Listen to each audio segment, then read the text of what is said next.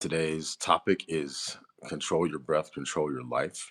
And I'm making it a little bit, well, a lot earlier than I normally do because I just got out of the bed and brushed my teeth and basically came and made this video. One, because it's quiet in my house. And originally I was going to write about silence because I know that as over the last, I'd say 20 or so years, I've not had as much silence as I am used to or that I prefer. And I've been thinking about um, what it would be like if I had more silence, not in a negative sense, but just I, from an early age, was a person who spent a lot of time by myself, a lot of contemplative time, even though I didn't know it was contemplative at the time. When I was younger, you may have heard me reference this. My younger brother was sick, my second, the brother right after me. And he was in the children's hospital for most of his life until he was about 3. And I spent a lot of time either with my grandmother, my godparents, who I'll probably talk more about in the future. Who I talked to my godmother yesterday and almost cried because telling her how much I love her. So just to give you a sense of my godparents, or the other place I was with no one, by myself, alone. I have distinct memories of being 2 years old, which a lot of people are like, wow, you remember being two? There's a reason why. But yes, I do remember being two and having different experiences. But the best experience or the most interesting experience I had was once when my mom, hi T, my mom took me to the hospital with my younger brother, and she tried to sneak me into the children's ward, which I wasn't allowed to be in. And she put pajamas on me, like little kid hospital pajamas, and snuck me into the hospital room to see my brother because I had barely seen this kid because he'd been living in the hospital. And so she took me there to see him. And a nurse came and my mom told me to lie. She's like, if anybody asks, just um, say you belong here. And I was sitting on a little chair, but there was no bed for me. And so my mom, the person that actually asked me, they said, "Do you belong here?" And in that moment, I guess I decided who I was going to be, but I said, uh, or maybe my mom would have had other things to say about me, but I basically said my mom told me to say that I do belong here, and then they made me leave. So in the future, my mom decided that when she took me, she didn't have a choice. She was a single mom, and she didn't always have a chance to get somebody else to watch me. So she would just put me in a chair outside of the in the waiting area or something like that, and just hand me a book, even before I could actually really read. And then just tell me, don't talk to anybody, don't say anything. If somebody says something to you, and they find out that I'm not with you, they might take you away. Well, that's terrifying to a little kid. So I just didn't talk. I didn't say anything. And people would come up to me and be like, whose little boy is that? And I'd hear them saying stuff like that. And I would just be staring or pretending like I was reading a book. That's one of the reasons why I learned how to read early. But I won't have to get into that right now. But I would just sit there and pretend to be reading, and eventually did learn how to read.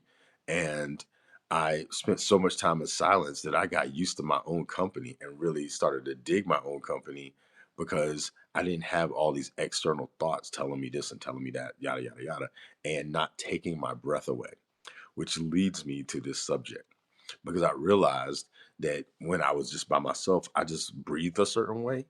And then when I was around other people, I breathed a different way. And I also, this might sound strange, but I used to hear like a subtle hum to everything. And then when certain people would come close to me, I would start hearing crackling sound, like almost like static or something like that. And that was, I thought everybody heard that. And so I just kind of walked around like that. And I would get, if I was around people and I felt that staticky feeling, I would back away to a distance where I didn't hear it anymore. And also, where I could just be with my own thoughts and didn't feel like other people's thoughts were kind of, I don't know what you call it, controlling me or telling me what to do or stuff like that. So that became a part of controlling my mind, controlling my breath. And that sound used to be a way that I navigated space, relationships, and all kinds of encounters. So fast forward to one day I was talking to my dad, and I was trying to explain to him how I was because I thought he was the same way, but he wasn't exactly. And My dad says to me, "Well, do you know something that if I take it from you, you would die?"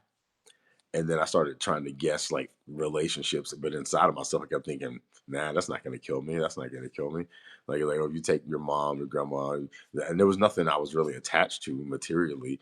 And we lived in a pretty unstable like living situation. Like we went from living by ourselves to living with my mom to living in this house where somebody broke in and almost killed my mom.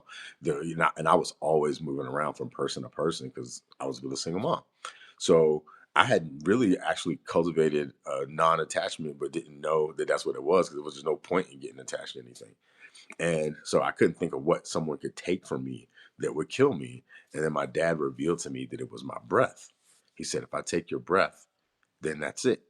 And then he said, the only thing that's keeping you alive is the fact that you keep breathing. And if you just hold your breath and you don't take, you taking a breath and you don't breathe out anymore, you'll just eventually pass out. And then maybe you might start breathing again. But if you take your breath out and no breath ever comes back in, you're just going to shut down and just be dead.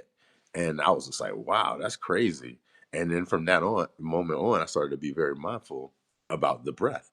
And my dad also told me, I mean, in a new way, because I hadn't thought about that it would like make me shut off. And then my dad told me, whoever controls your breath controls your life. And it was just kind of like a little, he used to always have these little throwaway quotes, but they were actually super profound. And because I didn't spend a lot of time with him because mom and dad were divorced and eventually my dad moved to Mississippi, I would hold on to whatever little things he said. And he would drop these little nuggets, and that was one of them. And so I kept walking around with that idea like, oh, if I control my breath, I control my life, or whoever controls my breath controls my life. And then I noticed like when I ended up getting to the stage where the little people that picked on me and joked me and stuff, which didn't really mean much to me, which made them want to pick on me more. Um, when they started going to physical interactions to try to control me, I realized that I also had to stay mindful of my breath because I didn't want them to control me, which is type 8 on the Enneagram. Just in case if you're not familiar with the Enneagram and you heard me bring it up in the past and say I'm an 8, that's it. I don't like being controlled. But mostly I want to control myself. And so from that awareness, I was like, I'm not going to let anyone make me lose my breath. And so unlike a lot of other people, like how sometimes people meet a person and they'll say, "Oh, I met them and my heart started beating fast. I got the feeling." Like to me, that meant stay away. So if I ever saw a female that I was attracted to, and I felt myself feeling any of those feelings or felt my breath getting short when I saw them, I was like, yo, step the F back. So I would just stay away. And even if a girl told me they felt that about me, I was like, dude, I don't want you feeling that about me. I don't want to be in charge of your breath because if I was, then they would need me to make them regulated in order to be in their, steady breathing pattern. So I tried to manage the degree to which I could manage my own breath in a relationship was the factor within which I determined whether I wanted to be around somebody or not. And if my breath started getting off by being around them, I didn't want to be around them.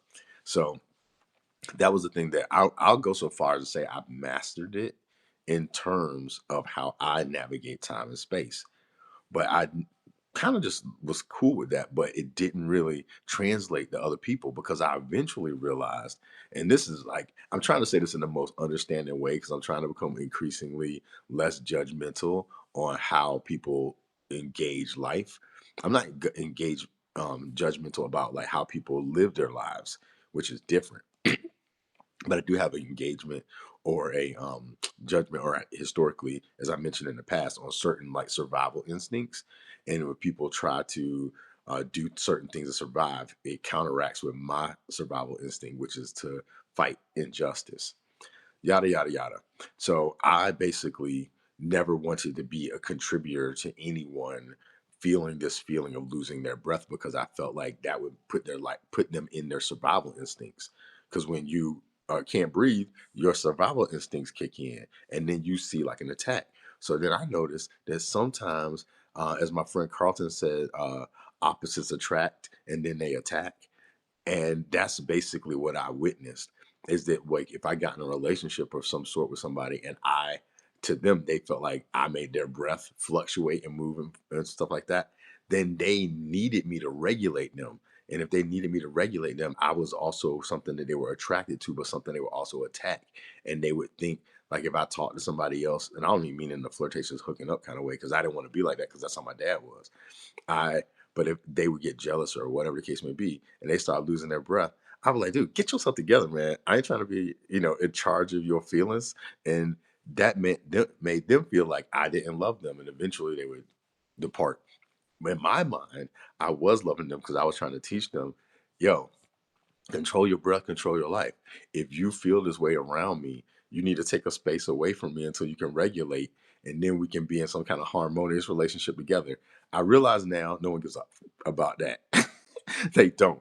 They love that feeling of loss, because it's through that feeling of loss that they also can approach that of feeling a gain. And they like feeling it in and out, just like they do with their breath, because your breath comes in and out, in and out. And a lot of people want the nature of their relationships to also have that in and out flow that makes them feel unconsciously like they can lose it so that they can really want it again. And if you ever do any breathing exercises where, if you're not thinking about breathing and you're just kind of living your day, you're breathing, you take breath for granted. But if you ever do something where you hold your breath for a certain amount of time until you start feeling like desperation a little bit, and you got to take that inhale or that exhale, then you'll know that's what people look for a lot of times in relationships. They look for something that takes their breath away. They're looking for somebody that they can trust to control their breath. Now, people might not say that with their words, but that's the experience they're going for. And I can tell you, because I had one moment in my life where I was tempted. I was getting frustrated with my interactions with people, because in my mind, I was trying to do my best to be loving and share what I was learning, but people were taking it all kinds of different ways. And there was one moment, a lot of times I got called gay, which is nothing wrong with being gay. I'm just not gay. But I got called gay because I would like respect women. I'm being honest. Um, and there's, anyway, I won't get into the whole story, but I've been in situations where women or girls when I was younger would try to be in. I was also a fundamentalist Christian and was trying to stay pure. Anyway, uh, um, I would have these situations with females, and I would try to tell them like, no, you don't want to do this. You don't want to like give up your breath. You want, because that's what was valuable to me. And so they would get frustrated with me and say that I was gay, or tell somebody I was gay or whatever. And I got angry. And so there was a phase where I was just like, hey, you know what? I'm going to show you I'm not gay. Not to the point where it's, whatever kind of way, but I would try to show them like, hey, this is how easy it is to get you to feel, even if you don't like me, I can make you like me. And I don't want to do that. I'm trying to teach you. Like I did it. I not a lot of times. I'm talking when I was in high school, but there's a couple times where girls that I knew didn't like me, I knew I could get them to like me just by trying to control their breath. And then I would tell them like, see, this is what I just did, and don't fall for that. And then they would be like confused, and then hate me. So I said, okay, I'm just going to leave that mess alone. But I know that there's a lot of people who do know that, not in the conventional sense that they know it um, consciously, and they are trying to manipulate you, but they're not doing it from the place of like, oh, I know if I control their breath and control their life. They know that if they can keep people in their survival instincts as much as possible, that they're super, super controllable. And so they're constantly doing that very thing of controlling your breath and controlling your life. And that's what's happening in our country. That was a long thing. You didn't think I was going there, did you? But that's what I'm trying to tell you. Ultimately, the same thing I'm trying to tell you now is the same thing I try to tell young ladies back then. Is like, when you allow someone to control your breath, you're giving them control of your life. So, like, if you watch the news and you see some stuff that Discreto, you know who I'm talking about, the person in the freaking imperial house, that person, when you see that person and you can't breathe, or you see that person and you love them and you're like, they have control over you. Either way, if they have it so you feel like you can't breathe because you about to go crazy because of how they are, they're controlling you. And if they got you panting like, be still my heart, I love you, I think you're the best, most handsomest, sexiest imperialist in the world, then that also is controlling you. And if that's what you're into, be into it. But I'm just going to tell you that any situation in life that makes you lose your breath or makes your breath go rapid or whatever the case may be, if you enjoy it, but there's a cost. You are giving up your volition as a human being. Think about when you watch like a scary movie or get on a roller coaster. There's a little bit of a control of that feeling of anxiety that people then feel as fun. And I'm not saying it's not fun. I'm saying it's not my preference, but for other people, that kind of thing is fun. And as I've been navigating life, I realized not only that if an individual chooses to control their breath, they can control their life. If they can be mindful of what makes them lose their breath and what makes them breathe deeply and approach the things that make them breathe deeply and stay away from the things that make their breath get shallow, then they can actually navigate this world pretty awesomely, but you got to be diligent, you got to pay attention, and you got to be willing to borrow from Rocky Balboa, take the hits, because people want to be able to feel that or have you feel that about them. They want to be able to control your life because that's how they feel value, generally speaking. And that's unfortunate, but it is how it is. And the wisdom that I'm trying to offer you, not saying, oh, I'm so wise, but the wisdom that's been imparted to me that I want to extend to you is to be mindful of this. Because in the future that we are sometimes consciously, but mostly unconsciously co creating, it's the people who can pause and take a breath that will be of the greatest value to the systems, because our systems are very anxious right now and we can't maintain anxieties at this level without some real bad things going on. And I've been writing pretty constantly about this, trying to figure out how to deliver in a way that's coherent but helps people be witness to what's arising within them, or be witness to whether they're in their survival instincts or not, and being able to evaluate the spaces that are in to determine if they're actually in threat. Because one of the biggest things that they're using to control a lot of people is to make them feel like they're in a constant state of threat. And even there may be times where you're in threat. Like I literally have been like chased, no shit, chased by more than a dozen dudes with one dude with a gun trying to murder me at a football game in high school. And I was like I said before that I didn't think I was gonna make it to 18. No BS. I've been jumped and beat the crap out and thrown in a ditch upside down, slammed into a tree. And then I've been beat up, I've been chased. I was chased by this one white dude who saw me talking to a light skinned white black woman and thought she was white and then tried to kill me. I don't know if he was trying to kill me, but he was chasing me saying, come here, come here. And I had to run into this other neighborhood to get away from him. I've been through actual survival situations. Plus, I was in the military and I volunteered to go to the Middle East and on my way and was ready to just go and be there because I was so used to the thought that I was going to die that I was just like, my normal was that feeling. So I actually learned how to survive, quote unquote, and breathe deeply in spaces of very high anxiety with the likelihood of my own demise. I've talked to a dude who was telling me about his plan to murder me, and then something intervened and he didn't get to do it. So I'm not telling you this out of like my butt, like I don't know what the F I'm talking about. And you see how I'm switching energies, right? It's because I know what I'm talking about. I know what I'm talking about because I learned how to breathe deeply in those situations because I assumed I was going to be dead. And I just didn't want to die as a, what I would call, I'm not even going to say what I call it where I grew up. I just wanted to die in a certain way. And when you normalize the idea that you will not live and you don't expect to even live through the day, and that becomes your normal, and then you learn how to breathe in that because that's your goal is to just die with it. I literally used to have the goal of my last breath being as close to pure as my first breath as possible. That was it. Like I didn't have like I want a future, I want kids, I want a this. I did for a little teeny while, and then I saw there was no point investing energy in it. In my mind, there was no point in investing energy in it. So I just stopped thinking about it. And I just hyper focused on the moment I was in because I never knew when another chaotic moment was going to happen. So I was focused on controlling my breath. So I would just be like, I get myself to breathe deeply and things like that as I was navigating life.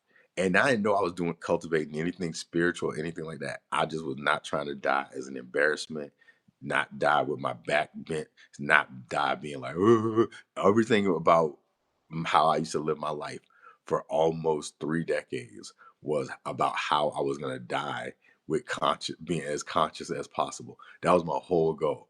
Die mindful. I used to visualize being like, uh, it sounds crazy when I say it now that I'm 50 and I didn't die as far as dreaming. It says my internet connection is unstable, so hopefully you can still hear this, T. Reed. At any rate, I'm trying to tell you this to say that I'm not saying this for no reason. I'm saying this because my life has been the lab for everything that I'm saying, and I didn't do it because I was trying to do something. I wasn't trying to cultivate anything. I was just trying to be mindful of some things that came into my consciousness when I was a little kid, which isn't different than anybody else who took what they learned as a little kid and tried to roll with it. It's a lot of us that learned how to survive this life in lots of different ways, as I've been saying in my past posts about survival instincts. A lot of us have learned how to survive life in a certain way, and our brain tells us if I'm still alive, I must be doing something right. And even if that something right that you think you're doing is walking around scanning constantly for threats and looking for ways to deploy your chosen or enculturated survival instinct. So, like if you are your primary survival instinct is fight, then you're gonna walk around always looking for a fight. If your primary survival instinct is flee, then you're gonna always be looking for what to run from. If your primary survival instinct is freeze, you're just gonna anytime some danger comes, you're not gonna move. If your primary instinct is fawn, then whenever you come around somebody and they feel like a threat, you're gonna do that what those Trumpian people do and be like, "He's the man, he's the man, he's the man, he's the man," but they're really scared as f. They are terrified. That's why when I see them, I don't think of them. No offense to them, but I don't think of them as people that's actually thinking. I think of them as people that's in hyper survival instincts. That's why people keep saying like, how do people go in there saying when they're out of his atmosphere, they're able to say he's the worst. He's not like all those people that are in his cabinet that used to say all this terrible stuff about him. I 100% believe that the reason why they um like switch up when they get in his presence is because his aura, and I don't mean it in a positive way, but his aura is nothing but survival instinct energy. I believe that he is the most terrified human being on the planet. He is the antithesis of faith. He is like straight up terrified. And when people get in his space, they go into terror. And that's a something called terror management theory that's based off of the work of Ernest Becker, which I brought up in the past. And so when people get around people that trigger those survival instincts, those people get stuck in whatever the survival instinct they had when they were young that they developed that kept them alive. And that's all they're doing. That's why Jesus was like, forgive them for they know not what they do. It's because all those people were stuck in their survival instincts. That's why they switched up and they were like, "You the man, Jesus." The next they were like, "Die, Jesus." It's because that's what gets triggered in us. And because we don't have mindfulness, not we, there's people that do, but for many of us, because we can't control our breath, we can't control our life. And so when somebody comes into our atmosphere, whether it's somebody that supposedly loves you, whether it's somebody that hates you, whether it's somebody that wants to manipulate you, they know how to do it by controlling your breath. And fortunately, I have cultivated the habit not only of trying to control my breath, but having no desire to control anybody else's breath because I don't want that effing responsibility. So I just want to help people do it for themselves and be mindful of themselves so that they can actually experience this life before they leave. Because many people, including my dad, who taught me that lesson, lived his life somewhat tortured mentally for lots of different reasons. And he tried to pass it on to me. I took the good stuff and dropped the other stuff. But uh, he even was living in a high state of anxiety. I was going to tell y'all another part about what I was going to say about my dad's high level of anxiety, but I just don't feel like I can do it right now because I can feel how is making my breath move. And so, because I can tell that the thought of it is making my breath move in a certain way that I don't want to move into, I'm just not going to do it right now. But one day I will tell you about it. And it has to do with a gun, threat of suicide, and other terrible things that I encountered in my journey of trying to navigate this life as mindfully as possible. Because the thing is that sometimes another way that a person can control your breath is not by what they do to you, but what they threaten to do to themselves. So if you're an intelligent person, you can extrapolate that. But some people will try to harm themselves to control your breath. And a lot of people do that, let me tell you. Not some, a lot. So good luck, T Ree, in this minefield today. If you've been listening, then I've obviously said a bunch of stuff. And I hope that as you go out into this day, that you breathe deeply, that you witness your breath, that you be mindful of situations and people that may consciously or unconsciously be trying to control your breath. And unless you super trust them, don't trust them with your breath because it's your most valuable resource. Um, you're wise beyond your years, my friend. Keep on living and breathing the love and light. Absolutely, Thierry, you as well.